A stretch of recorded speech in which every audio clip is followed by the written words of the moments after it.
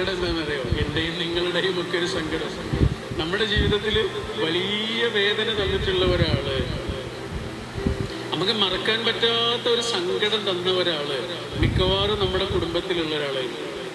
നമ്മൾ ഒരിക്കലും പ്രതീക്ഷിക്കാത്തൊരു മനുഷ്യനിൽ നിന്നായിരിക്കും. എല്ലാം മറക്കുക. നമ്മുടെ ഭാഷയിൽ പറഞ്ഞാല് സാരല്ല പോട്ടെ. അയാൾക്ക് നമ്മൾ മാപ്പ് കൊടുക്കുന്നത് എന്തിനാ? പിന്നെയും വിശ്വസിച്ച് കൂടെ കൊണ്ടെടുക്കേണ്ടതൊന്നുമല്ല. ഒരപരിചിതനെ പോലെ നമുക്ക് അവഗണിക്കാനെങ്കിലും നമ്മുടെ മനസ്സിൽ നിന്ന് അയാളെ വിട്ടുകളയാണ്. അയാളെ വെറുക്കാൻ പോലും ഓർക്കുന്നില്ല. അയാളിനി നമ്മുടെ ഉള്ളിലില്ല, മായ്ച്ചു കളയാ.